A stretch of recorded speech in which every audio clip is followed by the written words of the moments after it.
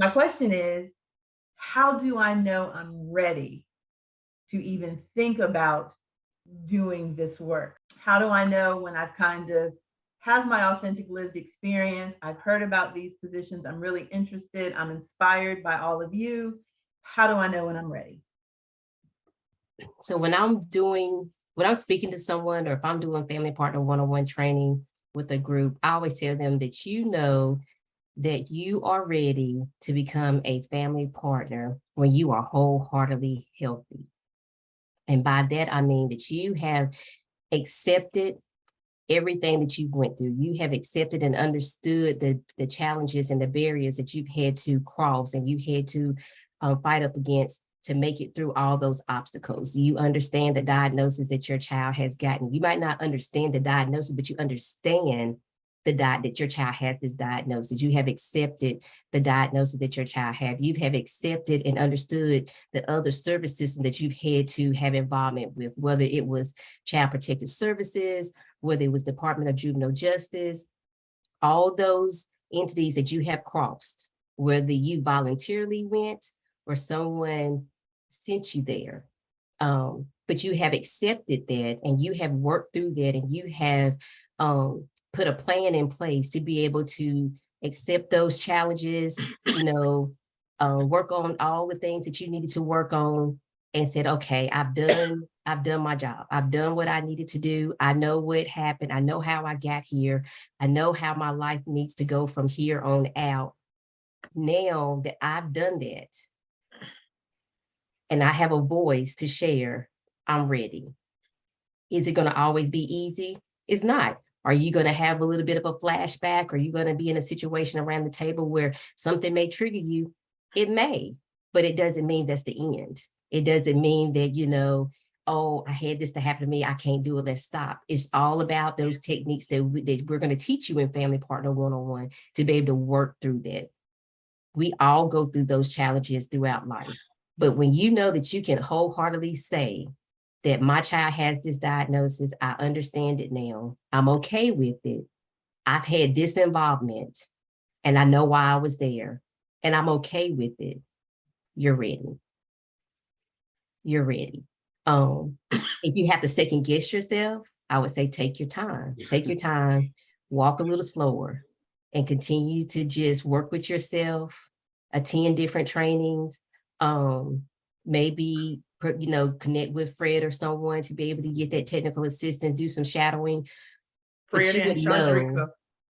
Fred or Chandrika, you will know, or Veronica, you will know when your time comes. But to me, I've always, and this is something that I always say, I think that you've heard me say this at the table plenty of times, you never bring someone to the table that's not wholeheartedly ready and healthy to the point to where they understand where they been, why they were there, and where they're going.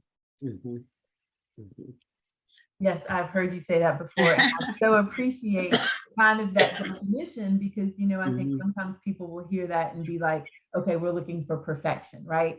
And healthy, in your definition is much more an acknowledgement and an acceptance and a working through, which all of us do. But I think sometimes that bar for what you're expecting from a family peer support person or a youth peer support person seems to be a little different, a little high. So I appreciate that. Yeah, you're right. I mean, and they're going to come in raw. We all came in raw. We didn't come in being that perfect person. Nobody's perfect. Everybody's perfect in their own genuine way. But we're all going to come in there, inexperienced. We, like for me, I probably spoke before I thought plenty of times. Then I'm thinking like, should I have said that? But you don't change who you are. You just perfect who you think you need to be or how to present yourself. Because I come genuine every time I come to the table. I'm always Chandrika, and everybody say when they see me, I'm always the same person every day. And that's who you need to be because the family that you're going to work with needs to see the genuine side of you. Not the made up side or somebody that you think that they want to see. They need to see the genuine side because the genuine side is what made you who you are. And that's your lived experiences coming out.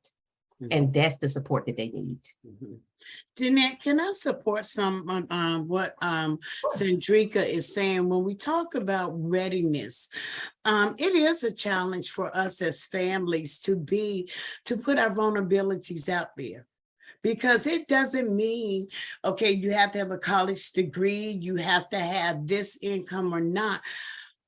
The readiness comes also when I'm comfortable enough to bring voice beyond my closed doors to people outside of my closed doors without the fear of being judged.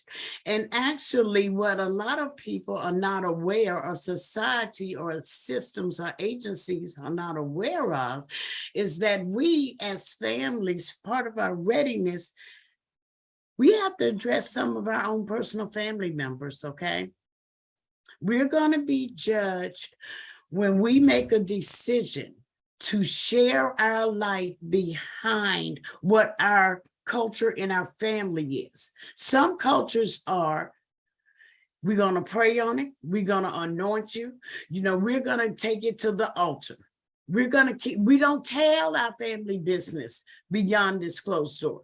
So when people hear about North Carolina Voices Amplified, I hope they understand when people keep saying, oh, well, how long have they been doing it?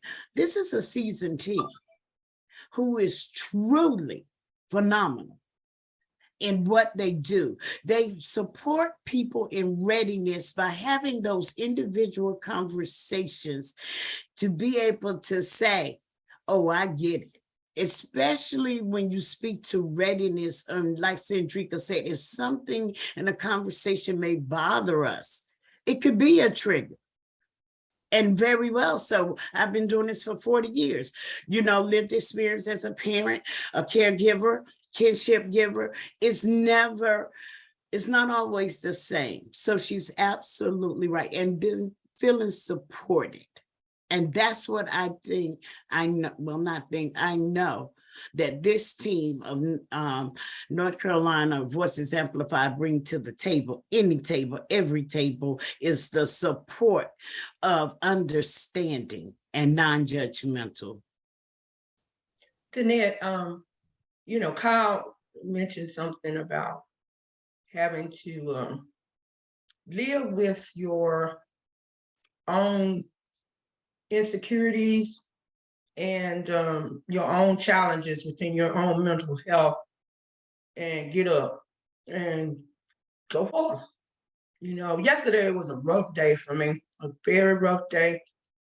I mean, I was trying to make decisions about stuff because I just was not feeling well. I just emotionally wasn't feeling well. But it's like as people who have lived experience, we recognize that, okay, that's just yesterday. Get past yesterday, move into today. And when Kyle spoke of that, it really resonated with me, and I'm sure it resonates with the families that we serve. That every day is a new day of grace. And it's a lot that we have to overcome in order to, as a family partner, to sit at some tables sometimes, because it can be very intimidating. We have our lived experience as our degree, and sometimes it doesn't seem to match up to other kinds of certifications and degrees, but we have to just push through, and we have to redirect ourselves. We have to lean on each other. And sometimes that means people, even outside of being family partners, we lean on others who recognize and understand when someone really needs that kind of support. So I'm excited that family partners, they persevere. They don't give up. They move forward. They keep going because we're family members. So that's what we do.